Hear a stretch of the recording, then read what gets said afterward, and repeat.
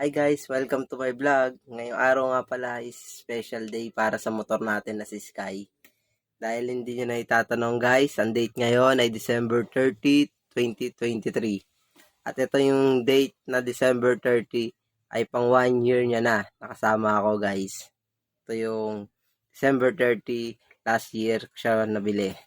Kaya ngayon, 1 year niya na akong kasama. Kaya dahil special sa kanya yung pagka 1 year niya na magkasama kami.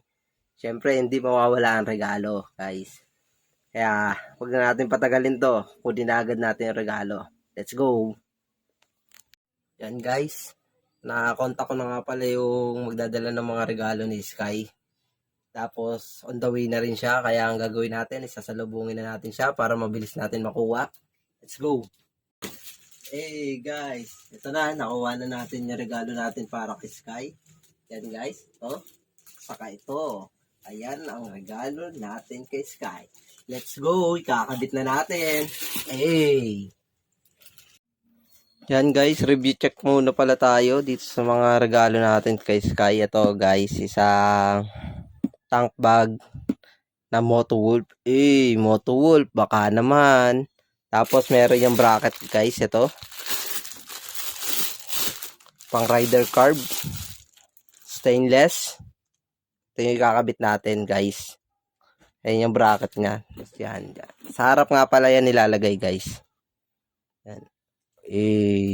Ayan guys. Sa harap. Napakaangas. Geng geng. Ayun na nga guys. Let's go. Ikakabit na natin yung regalo natin kay Sky. Siyempre. So una natin ikabit yung bracket. Kasi yung Moto Wolf na yun ay pinapatong lang naman dito. At ini-strap. Siyempre, di natin makakabit yan pag wala ang ating mahiwaga 46 pieces. Baka naman. Let's go. Kabit na natin guys. Okay lang natin ito pala. Set up lang pala muna natin. Yan lang naman yan sa may batok niya. Yan.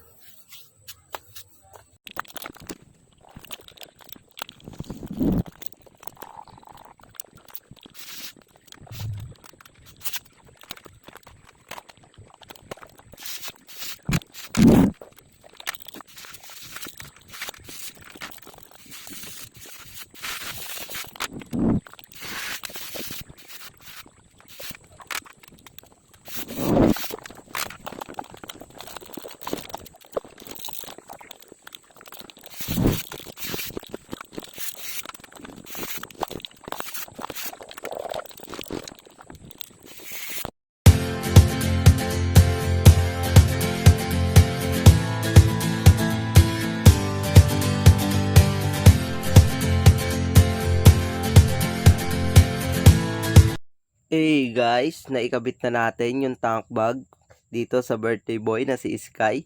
Tingnan nyo naman guys, napakaangas niyan guys. Kanan, walang sabit.